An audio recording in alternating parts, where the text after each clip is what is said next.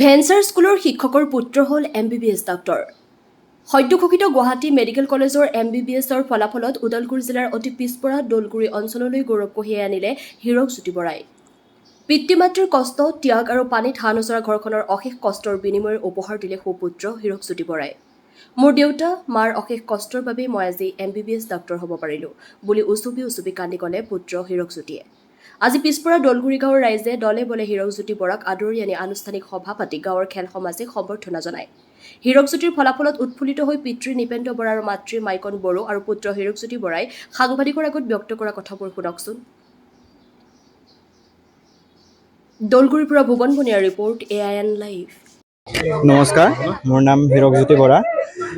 মই দৌলগুৰি গাঁও ওদালগুৰি জিলাৰ পৰা ওদালগুৰি জিলাত থাকোঁ।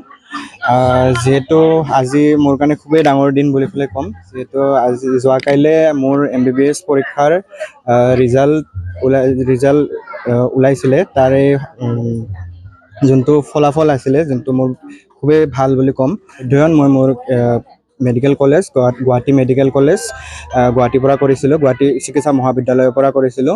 4 বছৰ MBBS কমপ্লিট কৰাৰ পিছত ফাইনেল ইয়াৰ পৰীক্ষা দিয়াৰ পিছত আজি যিহেতু যোৱাকাইলৈ মোৰ ৰিজাল্ট ওলাইছিলে।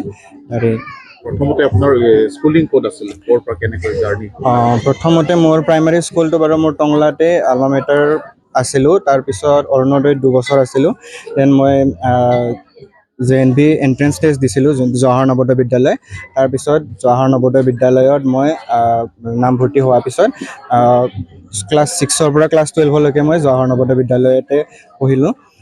তাৰপিছত মই জৱাহৰ নৱোদয় বিদ্যালয়ৰ থ্ৰু দক্ষিণাত কোচিং কৰিছিলোঁ পুনে কোচিং কৰাৰ পিছত মই নীট এক্সামৰ কাৰণে এপ্লাই কৰিছিলোঁ। নিউজ চেনেলৰ দাদাসকলক মই দৌলগুৰি গাঁৱৰ ৰাইজৰ হৈ অশেষ ধন্যবাদ জ্ঞাপন কৰিছোঁ, কাৰণ আমাৰ এই পিছপৰা গাঁওখনক লৈ আপোনালোকে আমাৰ দুখ কষ্টখিনিক আপোনালোকে ৰাইজৰ আগত জনাবৰ কাৰণে আহিছে। সেয়ে মই আপোনালোকক পোনপ্ৰথমে মই অশেষ ধন্যবাদ জ্ঞাপন কৰিছোঁ।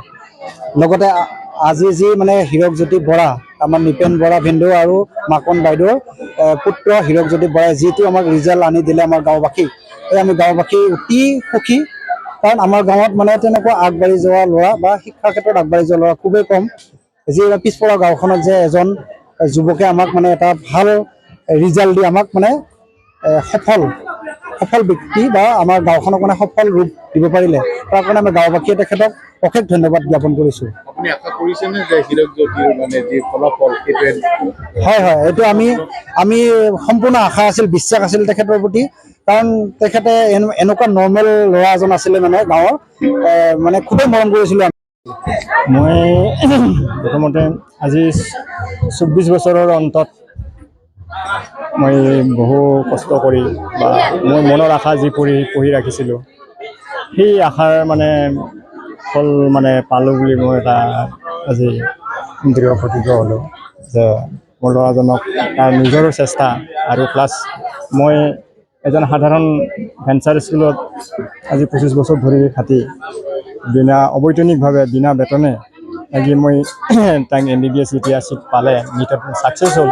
কেনেকৈ মই মানে সম্পূৰ্ণ হেৰি কৰাম, এইটো মানে কোৰ্চটো কমপ্লিট কৰাব পাৰিম, সেইটো লৈ মই বহুত মানে মনত এটা ভয়ভাৱ আছিলে।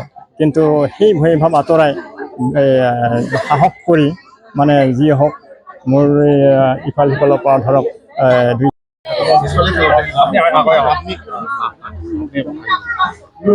কি ক'ব আজি যিহেতু আপোনাৰ ল'ৰা মাতৃ হিচাপে, মাতৃৰ বহুত দায়িত্ব থাকে, সেই দায়িত্বখিনি আজি পালন কৰি আপুনি কিবা এটা পাবলৈ সক্ষম হৈছে, কি অনুভৱ হৈছে আজি?